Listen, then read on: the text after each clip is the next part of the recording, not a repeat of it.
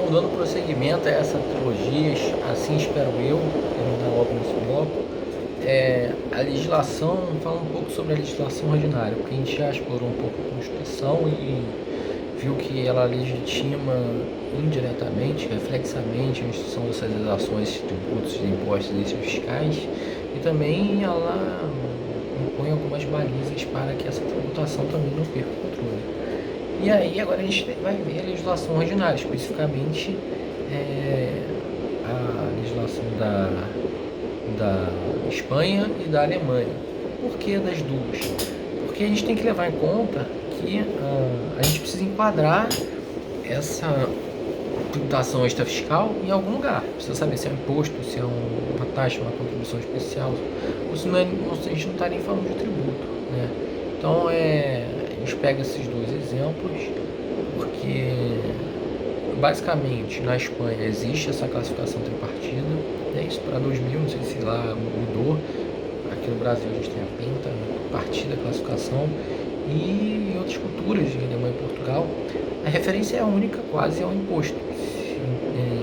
Quase se falar o que é arrecadado na Alemanha, a gente vai ver que basicamente são receitas de impostos, esses ingressos públicos são de impostos, ainda que exista alguma autorização que não seja especificamente imposto, mas o que é o grosso mesmo é imposto.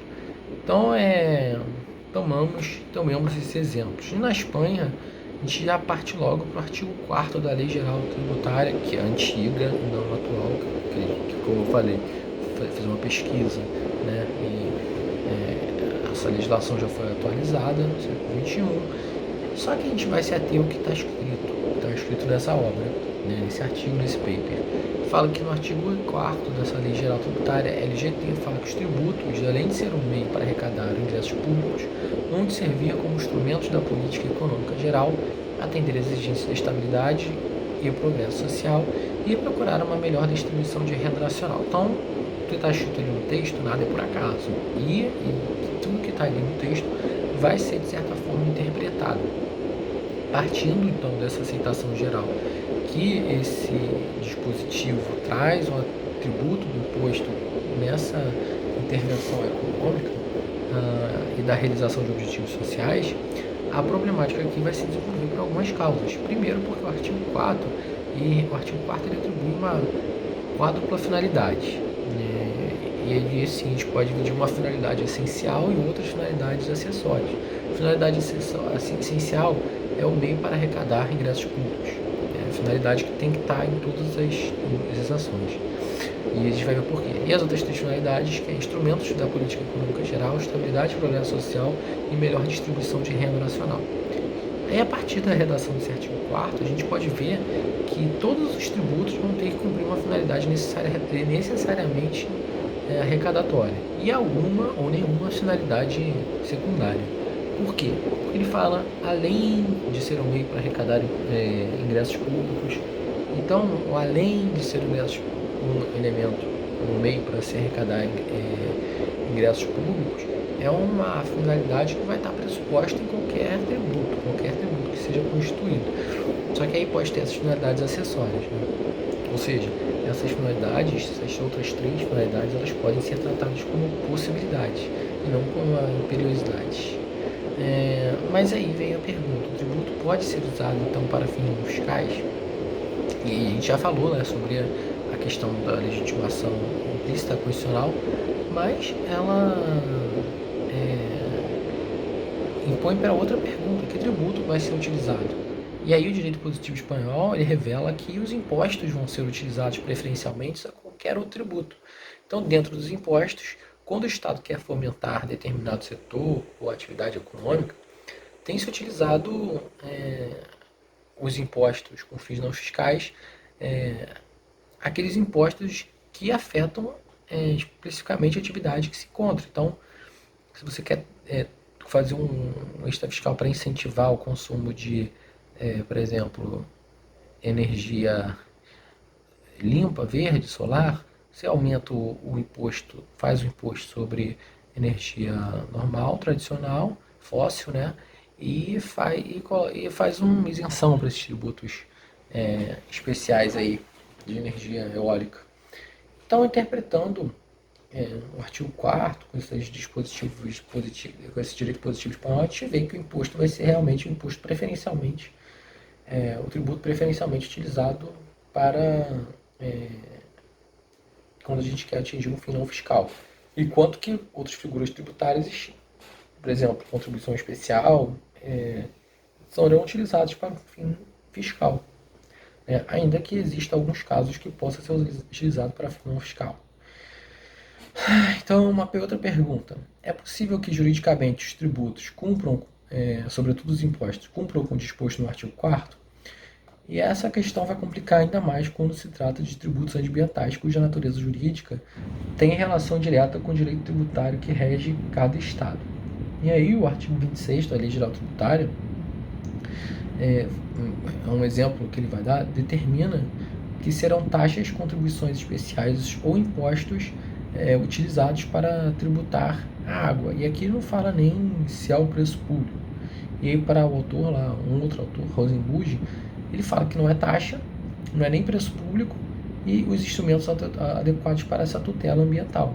Mas são os impostos, que conformam como fato impunível o dever público da prestação global para bem-estar, para o bem ambiental, velando esse interesse difuso aí do cidadão ao acesso e gozo à água. Então, vou tentar pular os trechos aqui. Com efeito, a imposição ecológica vai dizer que a gente está diante de uma figura que, por sua natureza, características gerais e problemas, são tributos complexos. Mas os tributos não ecológicos são complexos? Não são igualmente complexos? E lógico, sim, são igualmente complexos. E apesar de serem complexos, a gente pode falar que eles não vão cumprir com os requisitos dos tributos fiscais, aí começa a surgir os problemas, porque sim, eles têm que cumprir os requisitos para atender a alguns princípios tributários. E aí, mas só que começam alguns problemas de ter as ações que não estão sendo legais como contribuintes. Bom, partindo para a Alemanha, o artigo 3 do ordenamento tributário, ele define tributo, na realidade imposto, porque para eles o imposto é o carro-chefe, como prestação pecuniária que não constitui uma contraprestação e uma prestação especial, impostas por um ente público para a obtenção de ingressos de todos aqueles que realizem um suposto fato ao qual a lei vincula o dever de prestação. E complementa. A obtenção de ingressos pode ser um fim secundário. Então veja que já autoriza que seja um fim secundário. A obtenção de ingressos pode ser um fim secundário, lógico que vai ser essencial. Só que aí quem seria um fim primário? Aí sim seria a questão de alguma atributo extrafiscal. Mas continuando, a gente tem que ver aqui que surge também a necessidade de gente saber qual que é o alcance disso, dessa expressão para obtenção de receitas. Será que essa obtenção de receitas é uma finalidade precípua? Enfim, fato é que seu significado enfatiza o caráter fiscal. A obtenção de receitas é a função clássica do tributo. Por isso que vai estar orientado ao financiamento das necessidades públicas, E só que essa característica ela não vai excluir outras prestações monetárias, ainda que sejam ingressos públicos. Essa característica sim exclui outras prestações monetárias, e ainda que sejam ingressos públicos, mas não são dirigidos para essa finalidade primária. Por exemplo, multas, juros de mora, penas pecuniárias, enfim, algumas questões que não vão ser impostas, porque apesar de serem ingressos públicos, mas a sua finalidade principal não é isso, pelo contrário. Seria lindo um lugar onde a arrecadação de multa fosse R$0. Por quê? Porque você ia saber que todo mundo ia estar cumprindo as funções certinhas. Então, a gente vê que não é finalidade arrecadar recurso, finalidade da multa. Pelo contrário, é você prevenir para que as pessoas cumpram com a obrigação principal. Então, o atributo da fiscalidade, ela tem sim uma função finalística e, ao mesmo tempo, vai servir como delimitadora de outras espécies tributárias e não tributárias. Os problemas eles vão surgir quando começa a misturar os limites de o que é tributário, o que não é tributário. Quando você tem a pretensão de utilizar o imposto com outras finalidades, né? De acordo com o artigo 3º, né, cabe afirmar que o imposto deve ser estabelecido em primeiro termo para obtenção de ingressos. Só que aí, uma vez atingida essa finalidade, de repente, a gente pode partir para outros motivos, sem que isso dê lugar, né, para admitir a distinção entre o fim principal fiscal e o fim secundário, que seriam aqueles outros, por exemplo, os que a gente citou da Lei Geral Espanhola, de Lei Geral Tributária da Espanha. A doutrina também defende que a finalidade financeira não necessita ser a única e exclusiva finalidade de arrecadação de impostos, porque também fala que pode ser uma finalidade secundária, de acordo com o artigo que a gente leu lá.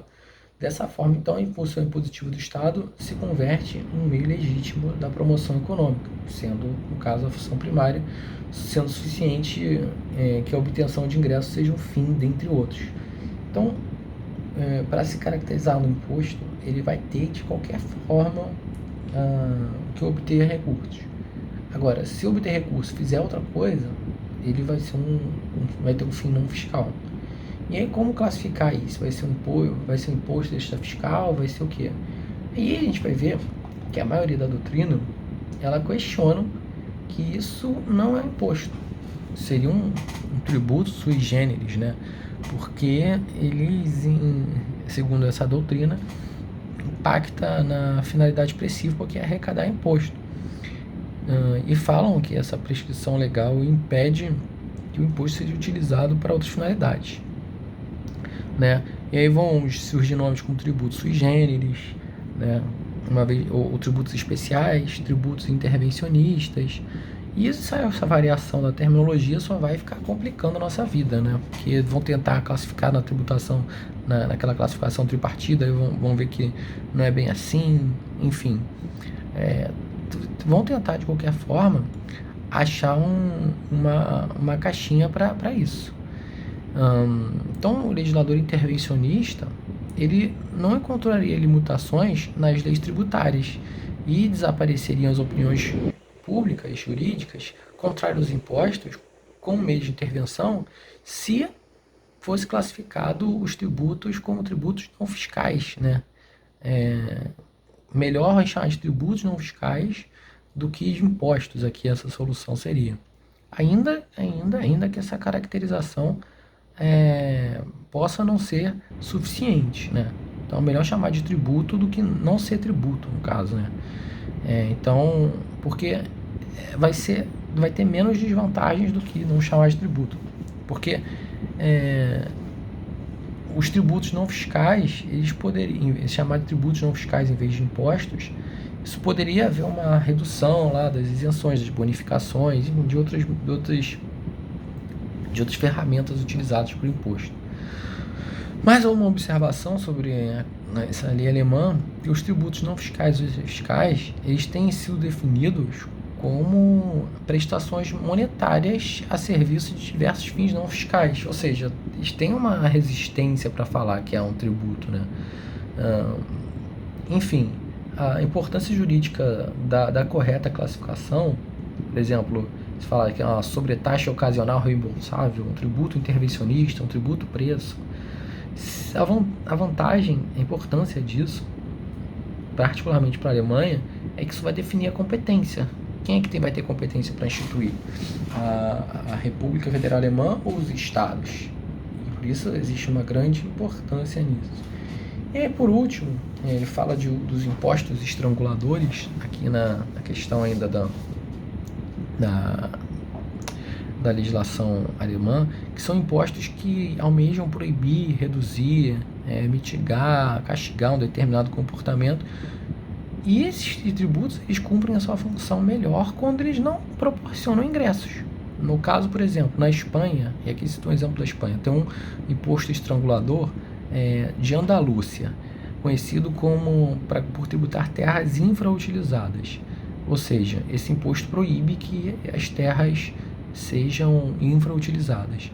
Cara, para o governo, para o Estado, é melhor que tenha zero de arrecadação, porque isso é sinal que todas as terras estariam em pleno rendimento. Então, daí uma diferenciação bastante grande do que por que isso não seria um tributo, né? Porque justamente o objetivo não é arrecadar, o objetivo é influenciar um determinado comportamento. A arrecadação vai vir em decorrência desse não cumprimento desse comportamento mandamental na lei. Vamos para as conclusões, já quase fechando o vídeo. Sabemos que o imposto é uma obrigação ex lege que nasce da lei. E o imposto também afirma que quando a gente estabelece um imposto, a gente vai ter que seguir alguns critérios, de tal maneira que essa carga que o cidadão vai suportar tenha que ser distribuída equitativamente. Então o imposto também deve ser estabelecido de acordo, além dessa distribuição equitativa, o imposto ele tem que ser tem que atender a capacidade contributiva do indivíduo. Então a gente refere a dois princípios básicos de cara. O primeiro é da legitimidade para a instituição, ou se tem uma legitimidade de Constituição. E o segundo, a justiça fiscal. Então, o imposto ele é um instrumento jurídico que tem que, na sua utilização, tem que respeitar movimentos muito precisos. Agora, o grande problema seria a colisão entre os princípios das políticas econômicas, por exemplo, e da justiça fiscal. Ou seja, a colisão das finalidades extrafiscais com a justiça dos impostos. Só que essa justiça agora, para a gente, vai estar expressada de forma mais concreta, mais palatável, sobre os princípios da capacidade contributiva e da capacidade econômica. E aí a doutrina espanhola vai reconhecer as dificuldades de adequar um tributo extrafiscal à capacidade contributiva, porque é muito difícil medir essa capacidade contributiva. Posto que a gente mede a capacidade contributiva é imposto sobre a renda só. Não tem como medir um imposto de consumo a capacidade contributiva da pessoa. Lógico, existem medidas, por exemplo, seletividade, que vão adequar melhor a carga tributária para determinados bens. Só que para você medir a capacidade contributiva realmente é complicado. Sem ser por alguma forma prática, né? Então a utilização do tributo vai trazer um dilema, dessa questão do dilema entre a política social e econômica e essa justiça fiscal. E aí dois autores vão desenvolver, o Cortes Domingues e o Sanz de Burranda.